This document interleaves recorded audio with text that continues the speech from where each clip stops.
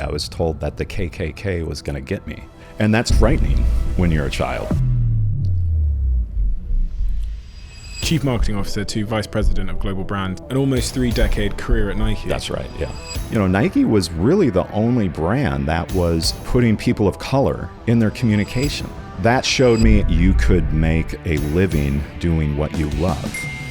Why is the Air Force One shoe an example of Nike not chasing cool? It wasn't created to make a statement in culture. It was created to make a statement on the court. And the fact that Moses Malone won on the court in the Air Force One, that's cool.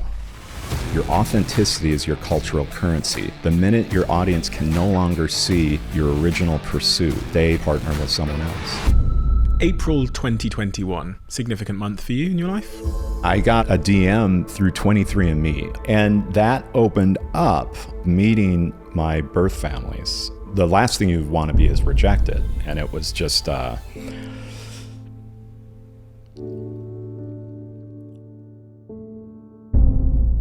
without further ado, I'm Stephen Bartlett, and this is the Diary of a CEO USA edition. I hope nobody's listening, but if you are, then please keep this to yourself.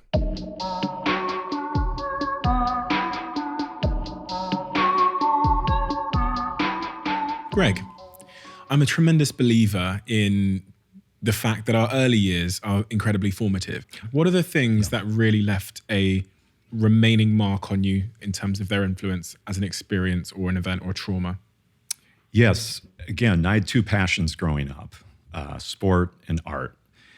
And really why I got involved in art, and art of all sorts, whether it was drawing, painting, sculpting, is growing up as a half black, half white, adopted kid into a white family, going to an all-white school system and experiencing lots of adversity through racism and other things.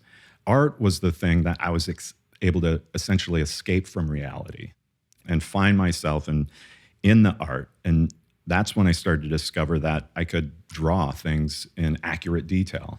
You know, I could dream and then put that on paper, and it was very powerful. And it was a way for me to, you know, not only feel empowered, but also engage my imagination. And then sport as well, you know, sport evens the playing field, if you will.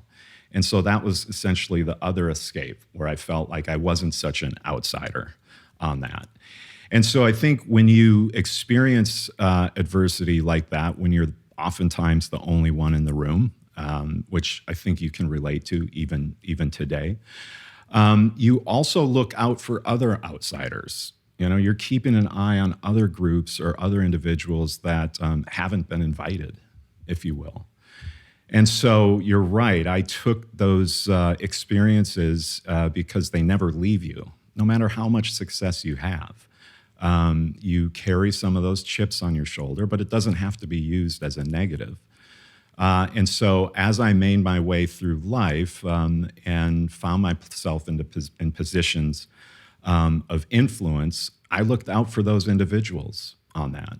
Because again, when I grew up in the late 70s and early 80s, you were taught to not see color, right? That was that period of time, which means how can you be empathetic if your parents or those that are there to support you, teachers, aren't seeing what your experience is like?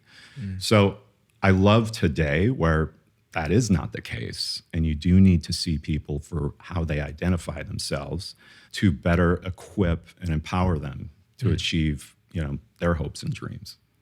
When you're young and you're different in some way, we can all probably relate to being different in some way when we're younger, but not everybody can relate to what it feels like to be racially abused when you're young, and the confusion, the inadequacy, whatever it might be that leaves you with. Can you recall the first time someone racially abused you when you were younger? Absolutely. I was actually in kindergarten, and it started happening every day. I was told that the KKK was going to get me. Now, I didn't know what the Ku Klux Klan, the KKK was, but I did know that I was the only person that they were saying it to. And then you'd come into school the next day, and you'd hear this, the KKK is going to get you. And that's quite frightening when you're a child, right? You're in that situation alone, and you don't necessarily have the individuals that you could talk to about it. So essentially, you bottle that up, and that was the first situation. And the issue, oftentimes with kids, certainly, during that particular time, is you identify people through their appearance, right? On that.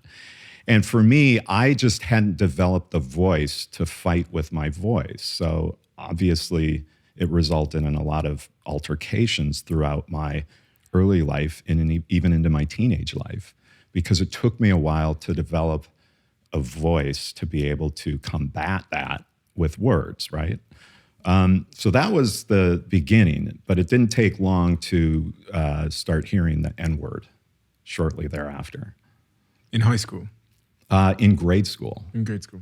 And so again, though I share those moments more as a way of telling people that, make sure you're looking beyond what's on the surface.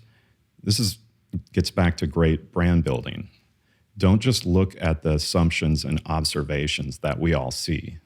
You got to look beyond that to see how people really are experiencing and feeling within their life. And you saw that come to life in some of the campaigns that I worked on, right? Stand Up, Speak Up campaign with Thierry Henry was all about fighting racism. That's invisible. You can't see it, but the players are hearing it. I want this to be uplifting, but I think it's important, to your point, to understand where we come from, and our adversity doesn't need to necessarily be something that holds us back. It can be fuel for the way we are motivated to get to those points where we're putting work out in the world or helping others so that they don't have to go through that. You reference your art in the book as being a bit of an escape for you in the early years. What was your art? What was it? Was it design? Was it photography? What was your art? My parents didn't have much, but they really invested in my passion for art and design.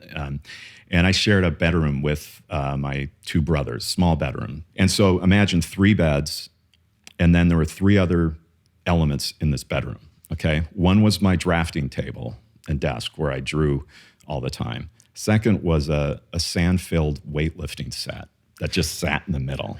And then finally, my parents, which is pretty innovative, they just basically left a wall white, and they put a wood frame around the entire wall, and they said, this is your mural, and you can paint or draw anything you want on it, right? And again, cramped space. I just want you to think about like 3 kids in here. So I would draw sports logos, baseball, football, hockey logos on this. This is one of my obsession with branding and the art of how powerful and how logos and symbols can connect and create so much story and emotion. And then the other thing I drew all the time was superheroes, because I was obsessed with comic books and that idea of heroics and athleticism. But within that, I started to understand how your art can communicate. And through those logos and the visual communication that I saw within the world of sports, started to pique my interest in doing this. And I'll take it a step further. I got really lucky when I was 15. I got a job in a warehouse at a small publishing company. Just in the warehouse after school and throughout the summer, just packing books into boxes. But I noticed that there was an art department in this place. And I'm not sure where I got the courage, but somehow I did. I went in and I said, hey, is it possible for me to spend part of the time in this art department and part of it in the warehouse? You have to put yourself out there to ask. I learned that at that point, and they said yes. And so suddenly I was shoulder to shoulder as a 15-year-old with art directors and writers and creative directors and storytellers. And then by the next year, I spent all my time in the art department. And not only in there doing menial tasks, they were having me do illustrations. They were having me do page layouts. Again, this is pre-computer. So that showed me at an early age that you could make a living doing what you love. What are you passionate about? Because up until that point, I wasn't necessarily sure how you could essentially, make a living doing that. So that was kind of my earliest stage in terms of art as commerce, if you will, was within the publishing arena. But what it did do is it gave me a shortcut to start to focus on that. So by the time I got to college, I knew that I wanted to be a designer. You knew you wanted to be a designer? That's right, yeah. And you went on and studied design at college, graduated, and then the story as I heard it is you basically get 2 internships post-graduation. You get a call from Nike. Nike say that they've got this urgent position. You've got to drop everything and come now and start at Nike. And that starts, I know I've skipped a process there, but yeah, that starts an almost 3-decade career at Nike. That's right, yeah. Where you move from, what was your first role at Nike called? Do you remember? Just a graphic design intern. Graphic design intern to chief marketing officer to vice president of global brand innovation over almost 30 years. For me, this is remarkable for many reasons. Obviously, being involved, Nike is one of those companies in culture and in society that is more than a brand. They're more than a shoe company for many reasons, which we'll talk about. But also the really staggering thing is you stayed at a company for almost 30 years. My question there is, what is it about you that made you so loyal to that company? Because a lot of people can love their job, but they still get that desire to move on and do something else. Or 30 years at one company, what is it about you that made you stay in terms of your character or whatever? Yeah, I think two things. One is this incredible situation where art and sport came together, and this brand certainly mastered the art of marketing, right? And expressing the art that exists in sport and the art of storytelling. So I didn't have to choose. It's like, wow, you show up to this place and it's like your 2 passions on full display. That's number 1. 2, I oftentimes told people that Nike was like miniature graduate schools because every 2 years there was either a World Cup or a Summer Olympics. So imagine the transformation in terms of innovation, in terms of new athletes, in terms of new platforms and technology, in terms of how you can engage with consumers. And so not to mention what your audience is experiencing during that time in terms of how they want to engage with brands. And so I always told people it's almost like it was a slightly new company every 2 years. And to be able to participate in both these essentially restarts or revolutions, right? So that was very exciting. And then I'd say the final thing is that, by the time I was a teenager and started to seeing Nike's commercials, Nike was really the only brand that was putting people of color in their communication. Really, you had to look really hard around the arena of companies to see anyone else doing that. And so that started to instill in me the power that this brand has to represent everyone, and also, it's in their mission statement to bring inspiration and innovation to every athlete. So those are some of the factors that kept me engaged for that long, as well as I have this, Nike's original slogan was, "There is no finish line." Before just do it. There is no finish line. And so if you're, maybe a perfectionist or you're always in pursuit of better, and even to your own detriment sometimes, right? Never satisfied, never finished. I was kind of all of those things. Oftentimes I think a lot of creators and makers are, right? So that was the other part of it, that you could always keep reaching for that next design or that next story. And the company's expectations were just as high of you as itself, And what's great about Nike, and certainly the Nike I grew up with, is complacency was the enemy of creativity. So there was no sitting back, right? It's kind of that forward lean, just like in athletics. So that's just a few of the aspects, I think, that just, created that longevity and loyalty.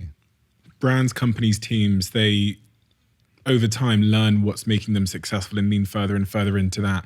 So I'm wondering, in your 30 years at Nike, what did you see Nike realize while you were there and lean more into in terms of the values of the organization, how it operates from a marketing perspective, a culture perspective, or whatever? Do you understand what I'm trying to say? Sure. Well, first and foremost, I think, and I'm a brand advisor now with established brands and startups. And, what Nike had from the beginning is such a clear brand house, if you will. Its belief, its mission, its vision, its values. Where are you going? How are you going to get there? What do you believe? What's your promise to your audience? And what are the characteristics and traits that compose your brand in that pursuit to deliver inspiration and innovation to everyone? And so imagine the power of that in terms of everyone is clear as they walk through the door to show up to work, why they're there. And I say this because a lot of brands can't say that. A lot of startups haven't even got there yet because they're just trying to perfect their product and get it to market. And so first and foremost, this idea that authenticity and serving the athlete is the anchor at all times. So even though you're trying to be maybe the most influential and coolest brand on earth, and there's an art to doing that, you always have to go back and ensure that it serves the athlete in the deepest way possible. And that's why, maybe we'll get to this later, but I always use that mantra, don't chase cool, because most likely you're not going to catch it. And that idea that your authenticity, in terms of what I've learned over and over again, keep going back to, your authenticity is your cultural currency. The minute your audience can no longer see your original pursuit, and every company's a bit different, is the day they kind of leave you and go engage and partner with someone else. And that's in part because you've left yourself, right?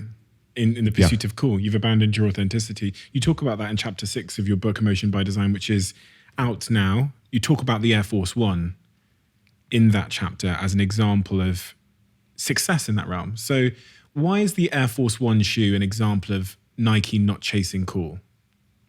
Well, first and foremost, it's an innovation that was created in 1982 that was created to serve the basketball athlete, right? It wasn't created to make a statement in culture. It was created to make a statement on the court.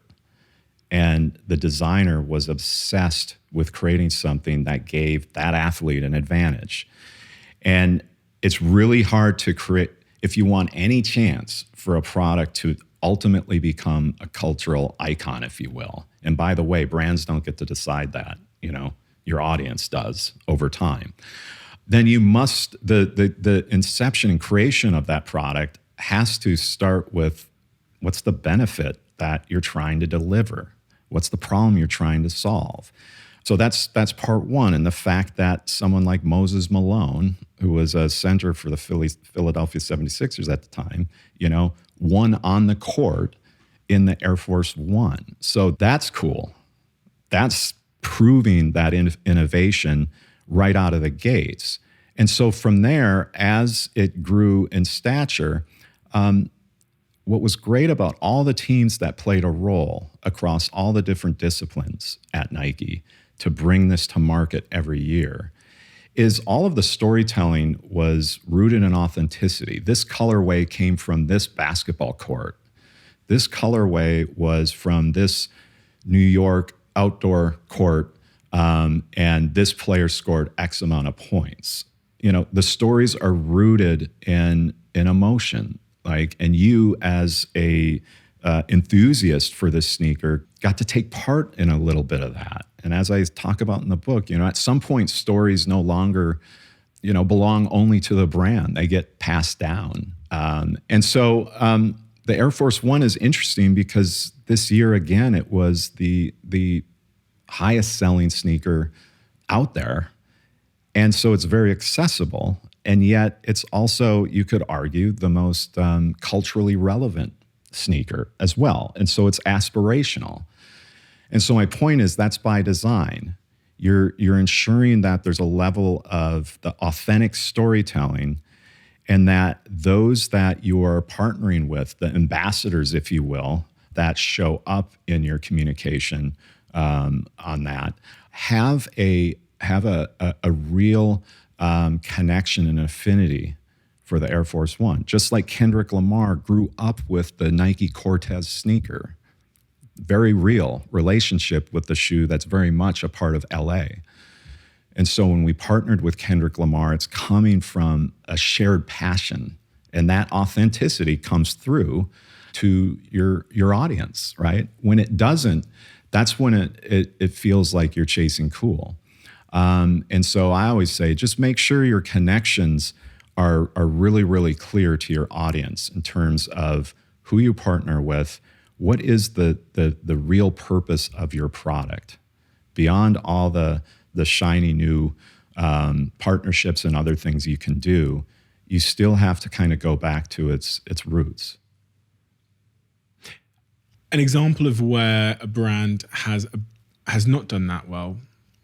Can you think of a couple? Top of them. Well, for some reason, I thought of that Pepsi advert. I know it was a tragedy for so many reasons, but when they got one of those Kardashians to kind of hold the Pepsi can in that social justice scene, that riot scene, you couldn't, as an audience member, understand why that Kardashian was stood there apparently as the cure to a social justice issue, holding a can of.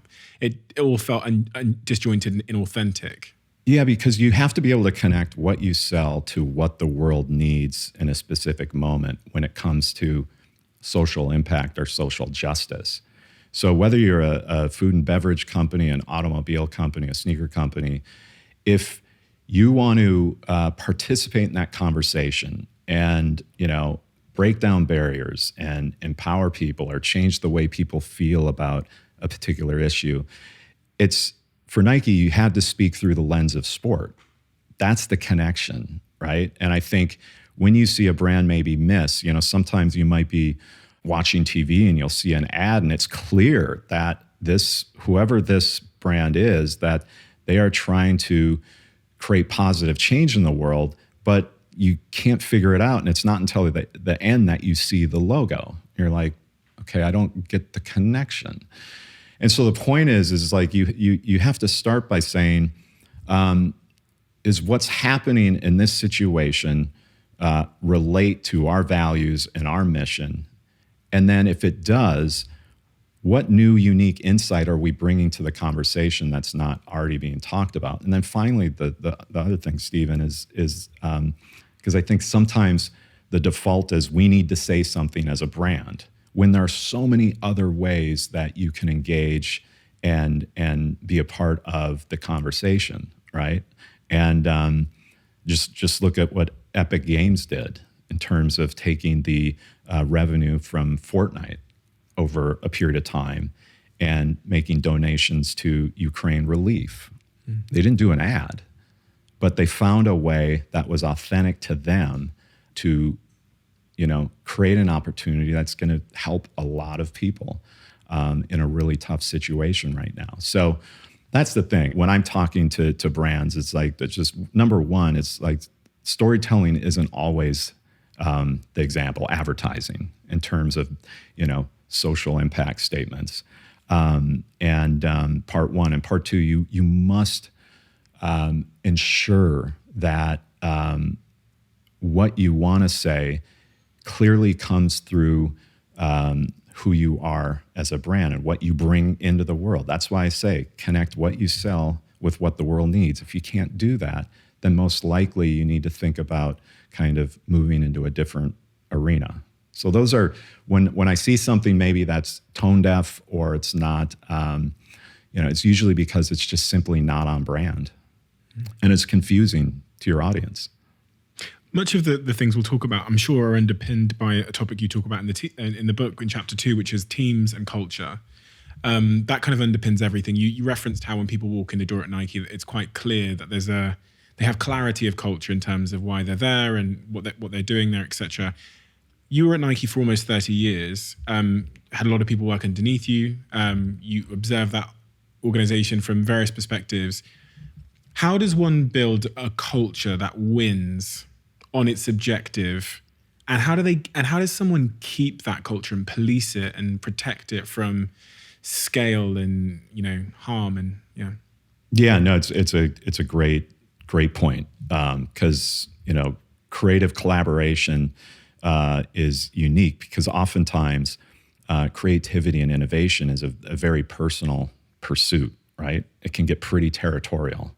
You've spent a lot of time on this, and you want to ensure essentially that you get credit. And so a lot of what you're doing is trying to instill both self-confidence and self-awareness, and you're trying to eliminate kind of the silos and independent kind of studios, if you will. I was given this awesome opportunity to run all the creative functions at Nike. Here's the coolest, most influential brand.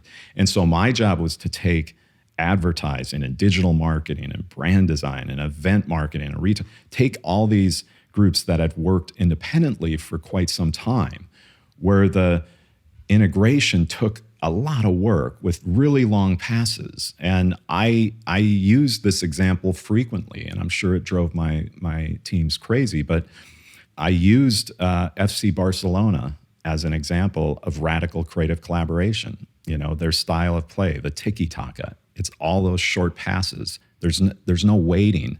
Everybody's moving around the field at the same time. And I would show the team these clips of this, Pep Guardiola's FC Barcelona team passing the ball 40, 50, 60 times in a game in a row without interruption, okay? And how does that happen? It's because you could say radical selflessness, right? The goal is to literally, the pursuit is still to put the goal in the net. You need the buy-in. And my job was to make sure that I was there with the empathy needed to recognize the contributions of everybody, but to also ask people to make the sacrifice so that we could run faster, be more timely, create more distinctive work. And ultimately, as things are going, the consumer expects everything in their life to be connected, right? The last thing they would want to hear about is that there are these really long handoffs between agencies and brands and departments, and that's why the work is kind of disjointed. You can't have that. You'll lose your consumer. So part of it was creating this connected team, this one team that operated with great chemistry, just like the greatest teams in the world on that. And maybe one other piece to that was this idea of individuality. And so for that, and again, I'm telling you, I'm sure there's folks out there that got tired of seeing my parallels with the sport of football. But the Brazil national team was a team that I had, this 25-year relationship with, starting as an intern, right? And what's great about the Brazil national team is that they played with the ginga style, which means to sway. And ginga is the influences of that style of play comes from capoeira, Brazilian martial arts, and samba. But it emphasized the individual eccentricities of the players. We've all watched Brazil over the years. We've been enthralled by them. And sometimes they drive us a bit mad because maybe there's a bit of disorganization. But at the end of the day, they've won 5 World Cups, more than any other team. And that's because they value the diversity and the perspective and experience and expertise of each individual player. And so, yes, there's structure to that team. Yes, there's an expectation that there's a level of precision, but they allow improv, they allow spontaneity to reveal opportunity throughout those games. And that's why oftentimes anywhere you go in the world, it's someone's second favorite team beyond the club that they support. And so that was another point of inspiration that I used to lead these massive teams, right? You're talking about just the scale of Nike in terms of the output of creative around the world. You needed to still have a high degree of operational excellence to run something like that. But I wanted to make sure that you were incentivized to take risks. You had the space to be able to present ideas that may not be on the plan. And you had a receptive executive team that was willing to hear from you. And that's why there's so many examples of the book of work that wasn't briefed, of work that was just a conversation with a couple people who were empowered to visualize that idea and then put it out in the world. Many of them ideas that had great scale and are still around today. So that's just a little insight in terms of how I looked at building that chemistry. How did you incentivize risk or disincentivize risk aversion? So it's a great call. And again, I'm still figuring it out. Because think about it. You're asking individuals, right brain and left brain thinkers, to essentially, you're saying, I said this often, we're going to develop 4 different concepts this quarter. And they're going to be outside of our normal workload. Because again, we have to deliver the business front and center. We can't get distracted from that. But alongside of that, we're going to visualize and prototype 4 ideas. But you know what? Only one of them probably will have a chance. So that's not for everyone, right? Oftentimes people only want to work on things that have almost 100% certainty of finding their way in the world, you know? And I had to condition everyone to ensure that they were comfortable taking the big swings. And part of that is seeing the end results. Like, again, let's look at the last 2 years. You see this particular concept that is now in, 500 stores around the world. It's one example, but the House of Hoops example. We had a conversation about how could we create a store specific to basketball that had the same level of passion and energy that a kid's room would have if they loved basketball. You go into a kid's room, they would have posters and so much inspiration and objects and pictures that really express their passion. And yet, how come you go into a store oftentimes and it might just be shoes on a wall and you're not feeling the story and the legacy of that? And so rendering that up and knowing that in 3 days, you could have an audience with the president of the company. And not only that, you could get a go, no-go that quickly of, well, let's try this concept in the wild. And then lo and behold, in less than 2 years, you have 300 of those stores around the world. So all you need is a couple of those examples to say, okay, well, I'd like to participate in that. And I buy into this idea that not everything we're going to do is going to make it. But why I say that I'm still trying to figure it out is it is hard to convince some people that failure is what leads to success. That, and if I can use this example, it's not in the book, but it's literally my favorite commercial ad of all time. And it's Michael Jordan's 9,000 shots. And amazing commercial from 1997. And the Wieden+Kennedy agency sat down with him and learned that Michael had missed 9,000 shots. 26 times he was asked to take the game-winning shot, and he missed. And he said, yet I failed over and over again, but that's why I succeed. And that's the spirit of risk-taking in the innovation space. You need to take the shot, because even if you miss it, success will come down the road. And so that's what I try to instill with my team. Quick quick one. We bring in 8 people a month to watch these conversations live here in the studio when we're here in the UK and when we're in LA. If you want to be one of those people, all you've got to do is hit subscribe.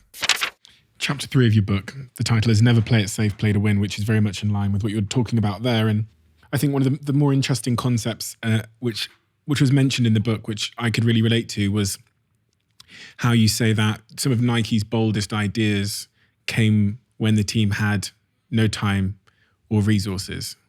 And actually, that's really what founded my company, to be honest, because we ran out of money. So all of the conventional marketing channels were out of budget. So we were left to figure something else out. And that's when we started thinking about social media in 2012. And it was free. We could put time in and get a big return. And off we went. And that started my company, which now, ended up making $700 million or whatever it is this year it'll make. And that was when we ran out of money, our best ideas came. So when I read that, I thought, oh, this is interesting.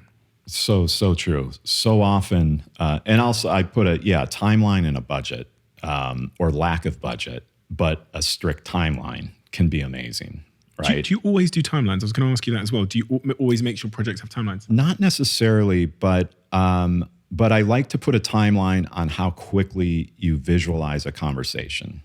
Okay. That is, I can't say this enough. And if I had one suggestion to smaller brands or even startups as they're starting to expand, it's like when you have a conversation, like either build internally or have a relationship with an agency that can take your conversations and the ideas you have and quickly visualize them in a visceral way. So, and you've heard it before, a picture says 1,000 words. And the problem oftentimes with businesses that maybe are a bit bureaucratic is you and I could have a conversation about a cool idea, and then 3 months go by and we see each other again. It's like, what happened to that idea? I don't know. Well, no one took ownership of it, one. And two, I would walk out of those conversations over and over again. I'd walk over to the visualization team and I said, let's come back to the team. Let's surprise them in 3 days with either an image or a short GIF or a film or even oftentimes an app prototype that was working. If I didn't do that, then more often than not, you might forget that the conversations ever happened. So I went on that tangent just to say, I think it's incredibly effective, these brands, large and small, that have visualization capability, and that everyone understands why that's a competitive advantage. And so many of the concepts that were brought to life in this book, came out of the speed at which we brought the idea to life. It wasn't, well, our agency's too busy, so maybe 2 months from now we can talk to them about, this new NFT idea we have. No, it's like, how about start to riff on some of those ideas, so that you're first to play in that sector on that. So I guess, and maybe if I can just, there's one story in this book, which was the Ronaldinho, one of my favorite footballers of all time. But yeah, we were launching a new boot, and there was no time, and quite frankly, there really wasn't a budget, or it wasn't talked about, right? But born out of this urgency was this very resourceful approach to storytelling, which was to shoot Ronaldinho with a video camera, essentially, getting these new football boots on the pitch, and then proceeding to do that old game that we all played growing up of crossbar, where you're sitting kind of, just under midfield and you're trying to kick the ball and hit that top of the crossbar. Only in this video, Ronaldinho's able to do it 2-3 different times without the ball hitting the ground. And I'll leave it to the audience to figure out if it was real or not. The point is that, and not only did we not have time, but there was a young platform that had just started to emerge called YouTube. And yeah, the team dropped this particular video of Ronaldinho on the platform. And lo and behold, it becomes the first brand film to reach 1 million views, right? And quite frankly, all because there was no money, no time, and the team had to be unbelievably resourceful to create something that would make people want to watch. And that gets back to emotion by design. I want to emphasize this, is that I think the best brands ask the question, how do I want this work to make the consumer feel about themselves and make them feel empowered to go and do great things? Does the work kind of engage and stir emotions in that way where people feel that they can go out and do it, or not? Does it create indifference? Or because like, look, there's just, and I'm not saying the speed at which we're having conversations now between brands and audiences is in real time. And you're not going to be able to create everything as a hit. There's not enough time, money, et cetera. But you should have someone in the room that's representing your brand story, that's representing the emotional qualities that can be released through your work. Because if that person isn't in the room and it's just someone looking at it as content that needs to be distributed, that's not very human. The stronger the emotional connections, the bigger status your brand is going to have most likely in culture, and therefore the more opportunities you would have to step beyond the business to have a real impact in the world on some of the most pressing issues of our time. So I do believe there's a process to achieving that. To create a strong emotional connection with someone else, I'm presuming you have to take a strong emotional stance yourself often. So I'm just thinking about the things that have evoked the strongest emotional connections with anything I do. The things that have evoked the strongest emotional connections with this podcast and its audience are strong emotional stories. But that when you do that, when you avoid indifference, you are putting yourself in line for potential criticism and attacks, and you're going to polarize people. That's Some people right. are going to love and hate you. How important has that been for Nike? And how important is it for a person starting a podcast or a business or leading a team or whatever else?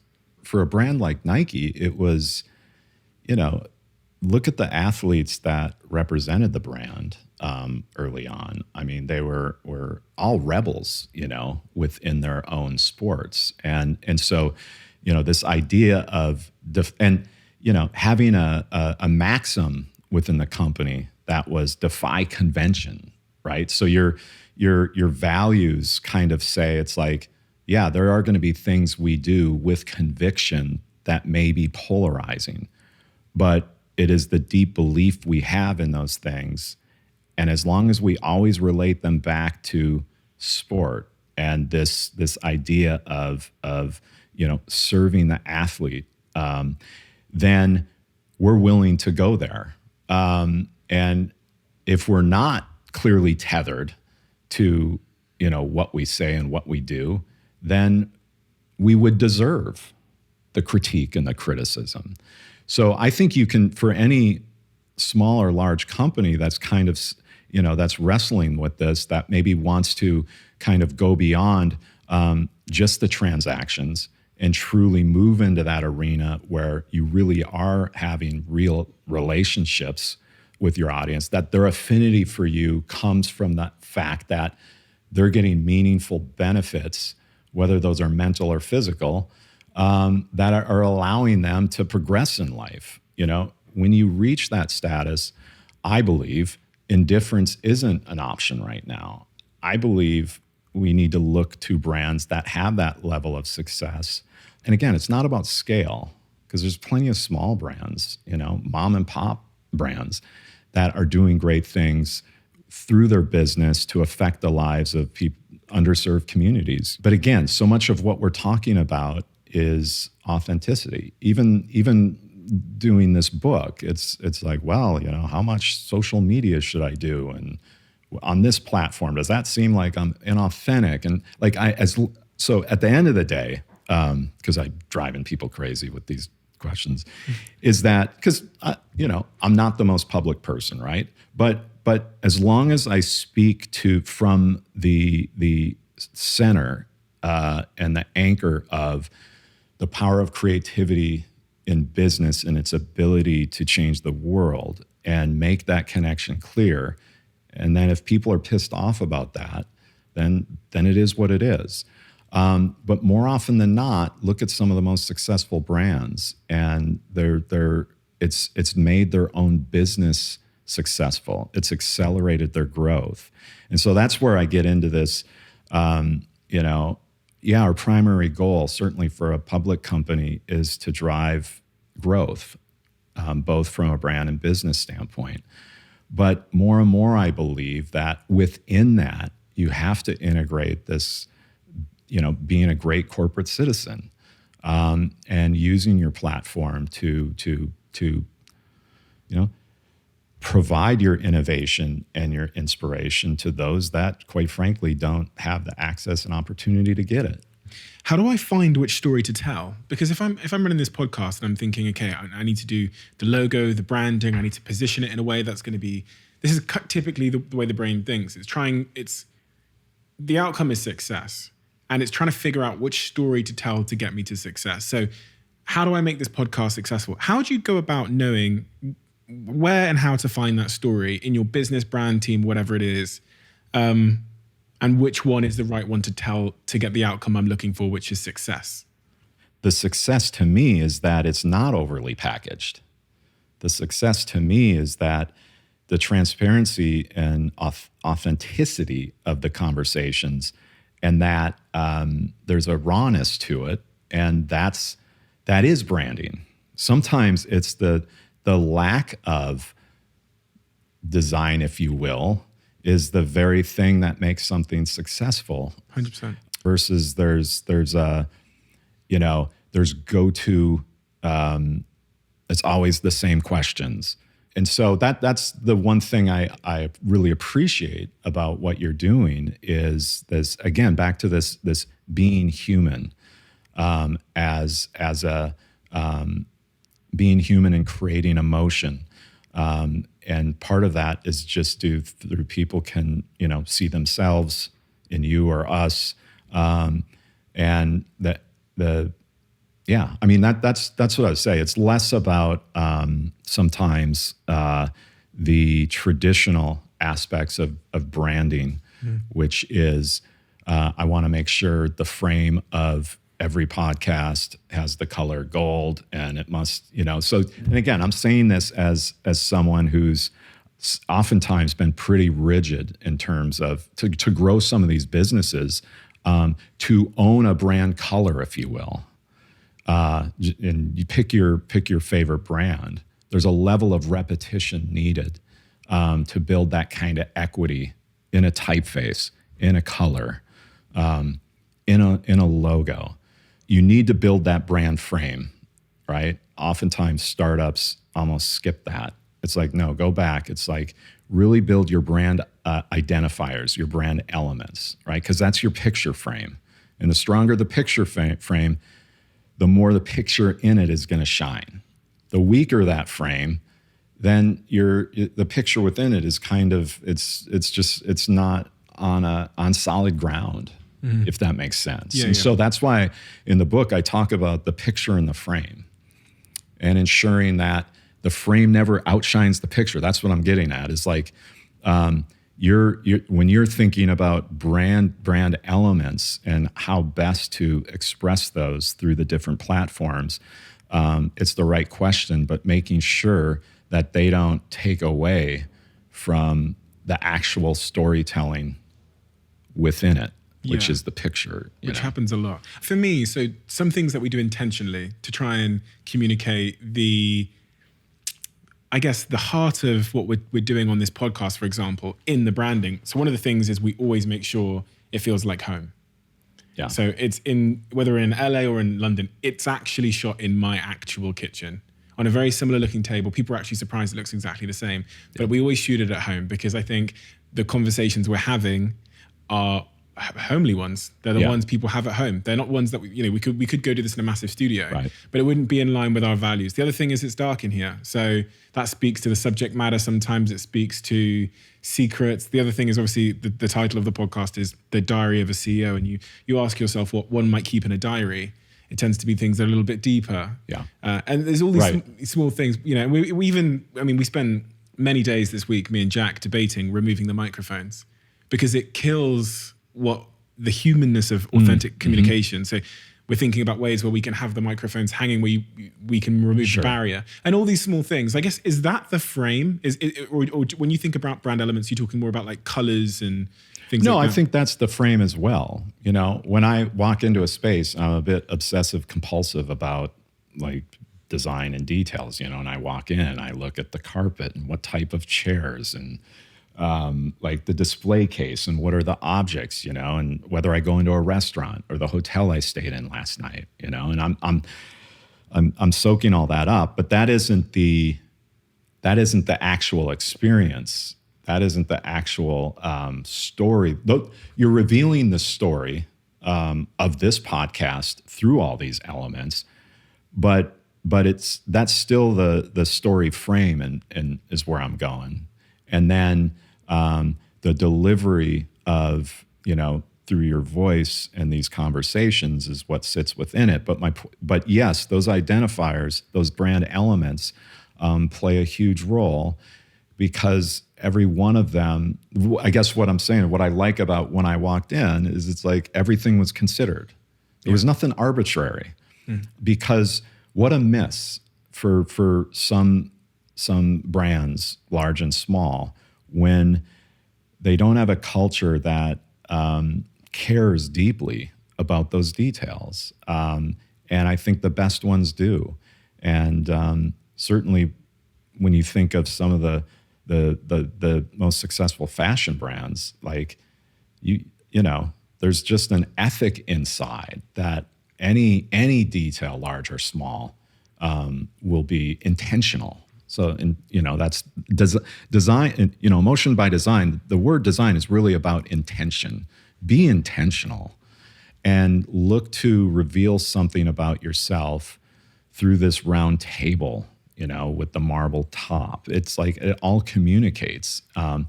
Trust me, I drive my wife and my kids absolutely mad, right? Because they've had to live with this guy who's just constantly moving stuff around and, is the clock, is the bookcase like, curated perfectly? Are the books in the right? So if I have a problem, it's in some ways that it's, I'm, searching for perfection too often. And what can happen is you start to strip the soul and personality out of something. And it's been great that I've had people throughout my career to balance that. That's back to this idea of creative tension. Like if there's two startup founders, I love it when someone represents the art and someone represents the science. Someone's more analytical in their decision-making process, and others maybe a little bit more nonlinear, maybe a little bit more right brain thinking. And I love that tension because when you don't have that, it's like one side starts to kind of creep up. And that's why I got into, I'm also the branding instructor at the University of Oregon's Graduate School of Business. And these are, I'm in front of mainly folks that want to become future GMs, entrepreneurs, product developers, you name it, right? But I'm there to say it's like, yes, we're going to go through how you create a brand plan and a brand strategy, and we're going to do this, but you're also going to work on brand identity. And don't worry about if you don't think you're creative, because that kills me when I hear that. The application of creativity, yes, it's oftentimes reserved for people that have created a fluency through experience and education, whether it's an architect, a coder, etc. But the creation, the inception of an idea, we can all participate in that. Like the brainstorming of an idea, we can all participate. Because what happens oftentimes is people say, well, I can't draw, I'm not creative. And it's like, well, that's only part of the equation. I've done, I don't know, I've led a couple hundred brainstorm sessions over the years, big and small. And I've never said at the beginning of the brainstorm session, I want all the non-creative people to leave the room right now because we're going to start to concept and be creative. No, it's right and left brain thinkers working together to conceive great things. I'm really compelled by, and I talk to my team a lot about this, and you've mentioned it twice now, the importance of details. From your 30 years at Nike, how did you make sure teams cared about the detail? Is it just continually reminding them? Is there something else we can do to make sure that our teams and the people we work with and ourselves even are really valuing the smallest of details? Yeah, I do believe in publishing, whether it's, you want to call it an ethos, a manifesto, a set of principles, where you clearly articulate what your design standards are or your creative standards. I've always believed that.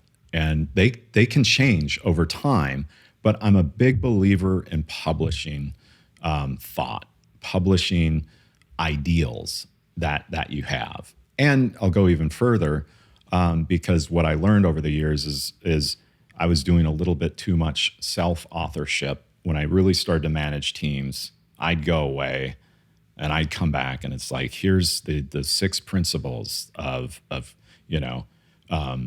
obsessing the details that we're going to focus on this year. But I didn't involve them in authoring those. So it's like, publish what you believe, invite folks into the process that have maybe slightly different opinions than you do, and then complete this, build the consensus, and then make sure everyone has it so that clearly as you drive down the road and you're looking at restaurant architecture or business building architecture, it's pretty clear that people just decided like it was good enough and no one will ever, who cares if it's going to win. The point isn't to win awards. The point is to take something as far as you can to contribute something great to society, whether it is a building or a book or this bottle design.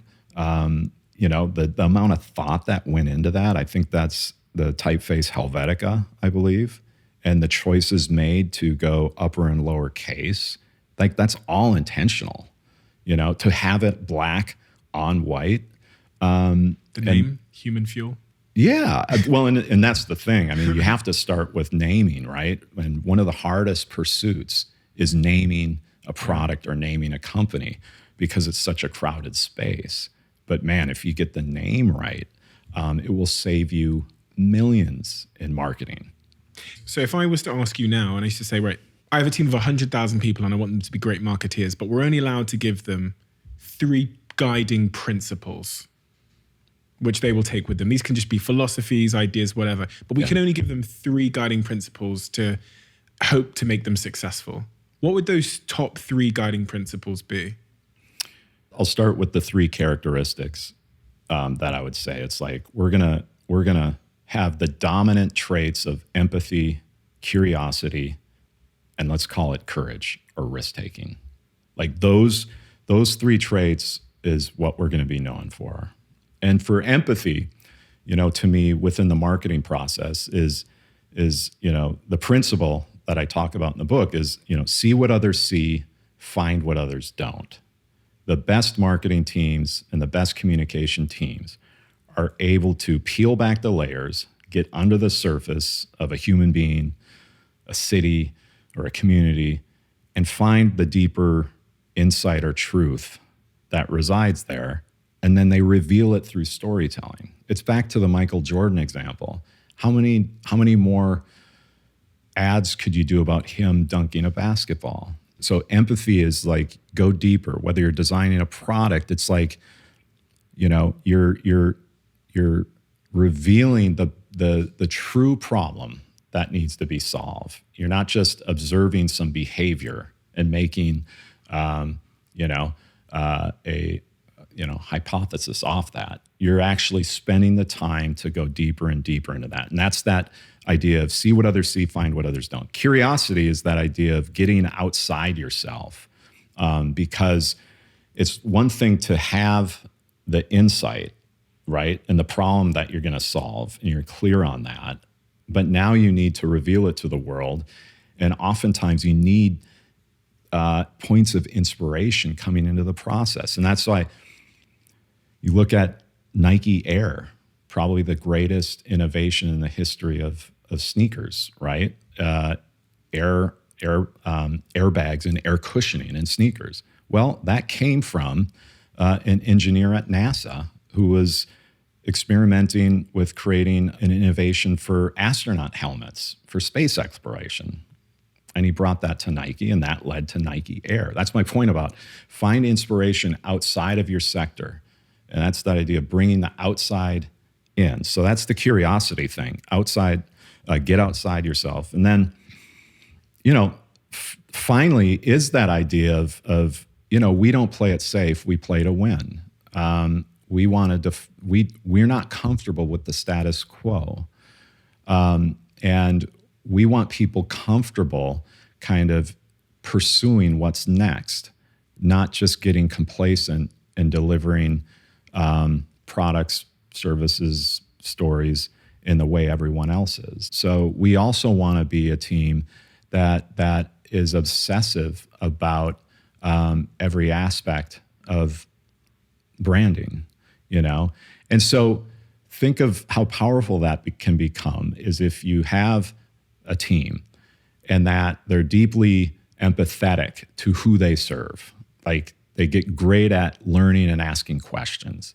They're unbelievably curious and always looking beyond what's in front of them to see what else they can, because so much of innovation is about transference. You take something from here, you bring it into your sector, and you change the game. And then the risk-taking thing is not feeling like you have a team that has to ask for permission to use their imagination. I think that's really important, because if you develop a culture where people have to ask to think, people have to get approval, then you're not. I don't believe you would be known as a leading innovator in your space on that. So those are just a few, but I just think it's also. I'll tell you this: when I was CMO, I did an informal poll with the marketing leaders.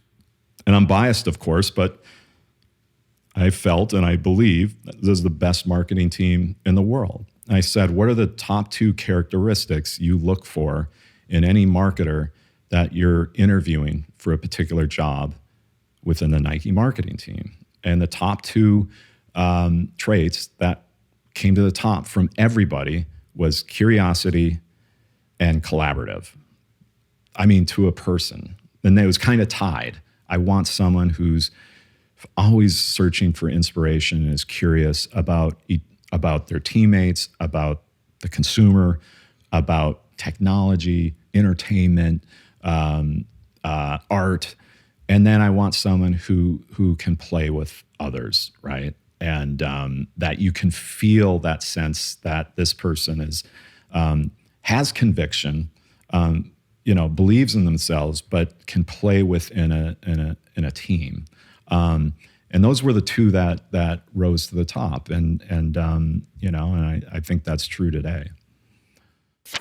Quick one. I just wanted to share a fantastic initiative from one of my podcast sponsors. For those of you that are looking to grow your business online, right now you can get £200 of social media advertising paid for by Vodafone Business when you sign up to 3 unlimited mobile plans. Social media has a huge impact on your business. If I had to start my business again from scratch right now, the first thing I would do is produce content daily at a high cadence. The thing that grew my company so fast was producing content on social media platforms.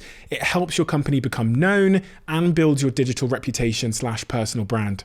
If you've not ventured into the space of social media or social media advertising before, don't worry. Vodafone Business will also provide the knowledge, support, and tips you need in creating a plan all through Vodafone VHub. To find out more and how I'd spend that £200 that Vodafone are giving, search Vodafone Digital Boost. And obviously, terms and conditions apply. April 2021. significant month for you in your life? Does it ring a bell? Yeah, absolutely, yes. I was sitting at home, actually reading the New York Times, an actual newspaper. Remember those? No. You don't.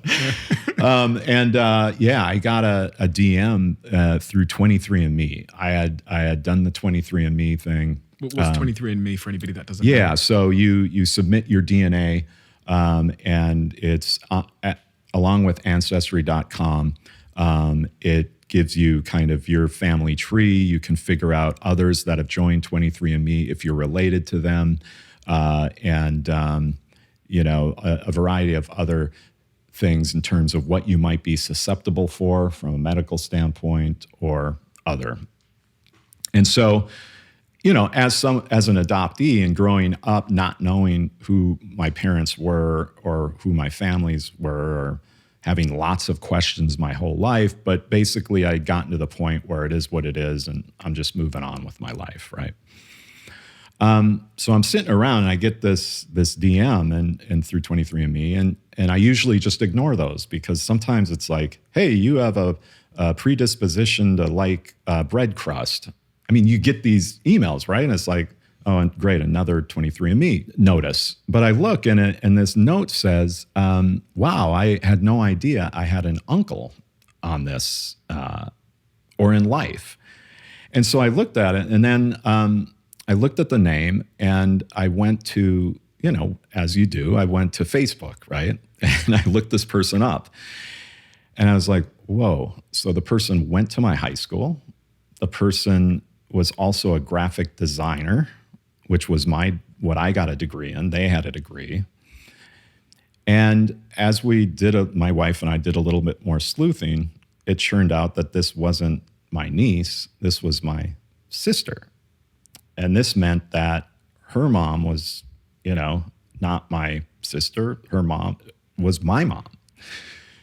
And so, wow, that was a lot, right? And that opened up an unbelievable door over the last year of meeting my birth families. And for the first time, being able to answer questions like, why do I look the way I do? Why do I have why is my voice the way it is? And why do I have certain characteristics or passions? And as I dove deeper into it, two things started to unfold. One is the amount of art and design practice going back generations on both sides, right? Not to mention my sister, is a graphic designer. My birth mom was a longtime flight attendant, but would spend all of her downtime at art museums from around the world. My birth grandmother was a painter, right? And there was art and design on my father's side. But kind of going back to where we started this conversation, right, about race and search for identity and not necessarily growing up with the Black experience, at least the positive one, and to come all the way to today and have spent the last year diving very deep into my African-American heritage, going all the way back American Civil War.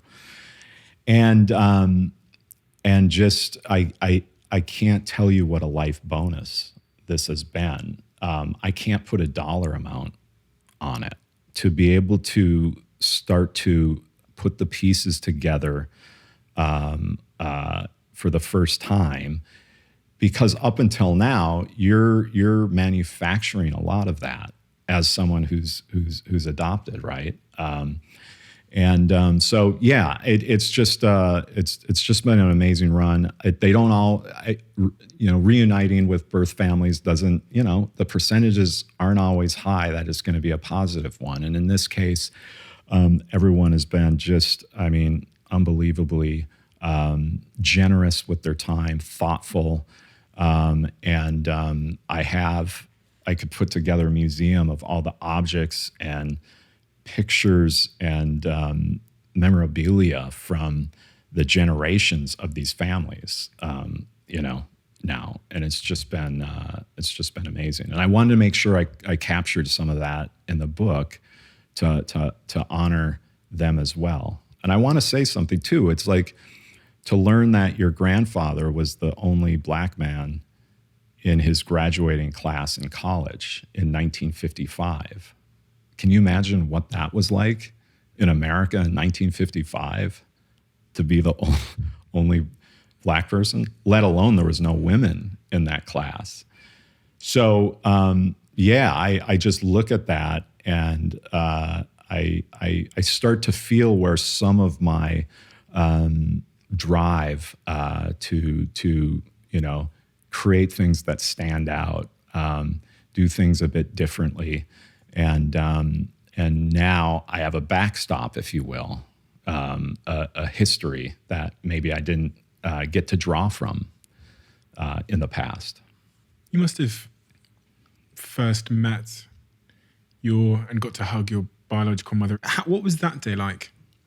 Yeah, I mean, it's again, you're talking about a time. My birth parents were 17 when they had me, and you've got two kids. One's black, one's white, in Minnesota in 1970. That's just not acceptable. You can imagine, right? In high school. And my birth mom, right, had to go live in a home as you did as a teenager if you got pregnant, and to have me, and then had to give me up. Okay. So, and then keeps that a secret her whole life until that day when her daughter said, I have to ask you something, I know I have a brother. So 2 months later, after lots of discussions, kind of getting comfortable, getting to know, we fly out there. And yeah, I mean, it's I'm trying to play it cool because that's me, just always trying to be cool about things. And but really, it's just like, how's this going to go? I mean, because the last thing you want to be is rejected. But now that you've crossed that point, this is a new experience that you've never had.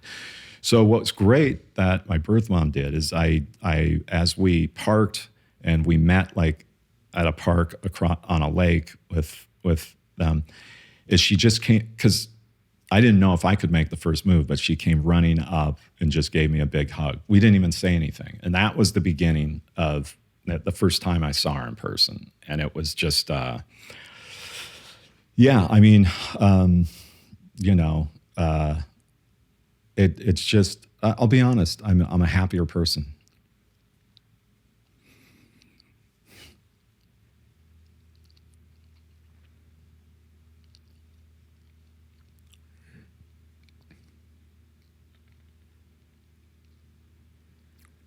So, and it's not that I've gotten so much. I have such a wonderful family and kids and such an amazing career, and having the opportunity to share it with everybody. But to experience this at this stage of my life is just, it's just amazing.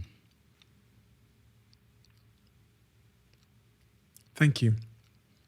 It's been a real honor, and you've inspired me tremendously for so many reasons, and you've been a real sort of affirming and reaffirming force. Reading your book, Emotion by Design, has taught me a lot of the things that I did right and I didn't even know I did right, and then a lot of the things that I definitely could have done better in certain areas of my life. And even, I'm almost 30 years old as a marketeer, but you've illuminated certain things that I don't think people talk about enough, especially considering the way that the world is heading, and how creativity is being sometimes talked about in a secondary sense to things like AI and data, and we're losing the human in things, but not just in marketing, in the world as well. There's an optimization of our lives driven by data, which is sacrificing the love and the art and the beauty of what it is to be a human. And that's also the broader point that I got from the book and from you today is the importance of not losing that. And yeah, we do have a closing tradition on this podcast, which is the previous guest leaves a question for the next guest. Is there something right now that you're doing wrong, but you haven't fixed yet? If so, how will you get unstuck? Wow. Now we're going deep. The election in America in 2016 really damaged the relationship with my parents who adopted me. Because I'm, obviously being, you can see through the work that I'm very much, on the left if someone wanted to, categorize me as such. And I think you could categorize my parents maybe on the right. And just through all the, just the divisiveness of America and the division between political parties as well as, the citizens of America. Unfortunately, that is where my own family went, right? Because I don't share those values. And so it's not right now. And I'm not one to allow something to just, not be fixed. So while I don't have the answers to that, I can say, and I'm revealing maybe too much about my life because on the one hand, I've met my birth families and I have these two new families I'm really enjoying and engaging with. And then on the other side, I need to figure out how to get beyond the politics that exist today, back to this idea of getting past the ideology to have, to go back to why we're connected in the first place through emotion, And so I'm going to see everybody in another month and just try to create a different type of, relationship that is respectful on both sides. So I don't know if that fully answers the question. Yeah, that perfectly answers but the it's a hell of a thing what's happened,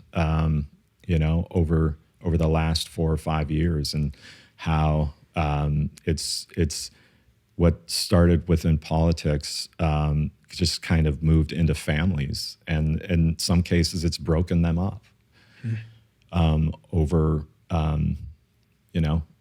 political views and such. So it's less about me being right or others being right. It's just trying to find like what is the common kind of, cause that we can kind of at least agree on that. So perfectly answered, and very important topic that people don't talk about enough, because I think a lot of families will relate to that division, especially generationally, right? So kids and their parents don't tend to be part of the same left-right values, and that, I guess there's empathy needed, because someone said to me one day, which I've never forgotten, which is if you were them, you would be making the decisions and believe what they believed. And it's a really simple concept, but it's one that strikes empathy into me. So I've had a bit of a falling out with my mum lately, and it's because of some, in my view, it's the way she behaves and whatever. And just coming back to that point of like, well, if I was my mum and I'd been born in Nigeria and I'd had the experiences of racism that she had growing up, and then moving to the UK, being the only black woman in a village called Plymouth in the UK, having your car burnt and all of the things that have made her so bitter. If I was her, I would be doing exactly what she's doing. Her son doesn't like what she's doing. But if I was her and I'd had her brain, her genetics, her experiences, I would be doing the same thing. Yeah. And for me, that kind of has created an empathy which allows me to try and keep building the bridge and extending the olive branch. So yeah, you make a great point. And I think like you, I would hear about these estranged relationships where people didn't talk, family members, for years. And I was like, well, that's never going to be me. But you can fall into it, especially when there's there's polarizing things happening in the world, to your point, where there's bound to be generational differences in terms of the eyes you look through. So but that's also good advice that you have there. It does get back to empathy and practicing what I preach. Yeah. Thank you, Greg. Thank you. Appreciate it. As you might know, Crafted are one of the sponsors of this podcast, and Crafted are a jewelry brand, and they make really meaningful pieces of jewelry. And this piece by Crafted, when I put it on, for me, it represents courage. It represents ambition. It represents being calm and loving and respectful and nurturing, while also being the antithesis of that, seemingly the antithesis of that, which is sometimes a little bit aggressive with my goals and determined and courageous and brave. The really wonderful thing about crafted jewelry is it's super affordable. It looks amazing. The pieces hold tremendous meaning, and they are really well made.